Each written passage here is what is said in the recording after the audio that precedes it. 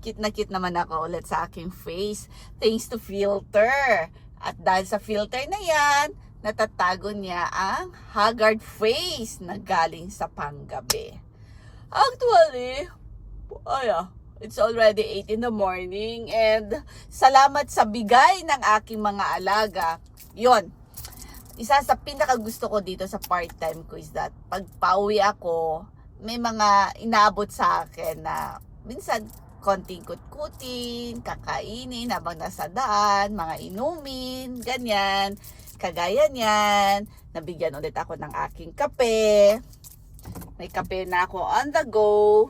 Meron din, ito yung bag ko Yan. Talagang binuksan yung bag.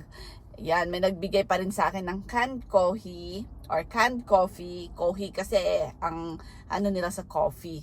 Canned coffee. I think ito na lang ang inumin ko habang nasa daan. May nagbigay din sa akin ng tea. Green tea. Yung isa ko kasing alaga, talagang ang stock nun, kahon-kahon ng green tea. And, look at this. May nagbigay din sa akin ng banana. Instant banana in the morning. Sakto lang naman, hindi siya pa yung as in hinog. Tama lang. And may nagbigay pa sa akin, isa kong alaga. Actually, ang laging binibigay na alaga ko to sa akin is every time na pumapasok ako, candies. Yan, candies. Pero this time, ang inabot sa akin ay biscuits. Eksakto. May kape ako, may biscuit ako, at may banana on the go. Kaya ito ang aking baon, aking kutkutin habang drive pa uwi. Lalong-lalo na 8 o'clock, rush hour, expect the traffic. Ganyan. So, gaya ng sabi ko kanina, talagang pinunas na yung apron, no? Ito na lang. Canned coffee na lang ako. Malamig-lamig pa to kanina galing to sa kanyang ref. Pero syempre, ngayon ko palang iinumin, kaya sakto lang, hindi na siya yung kalamigan. Sarap. And syempre, ang kanyang banana, potassium in the morning.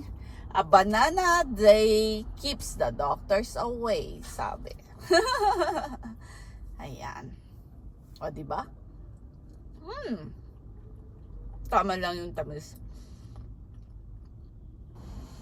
Parang yung isa dito, gusto ko tong i-mix sa aking pancake mamaya.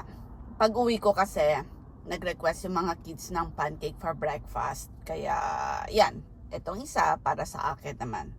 At para sa aking pancake. Yun lang.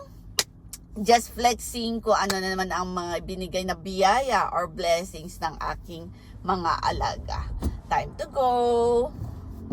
At traffic pa ang daan.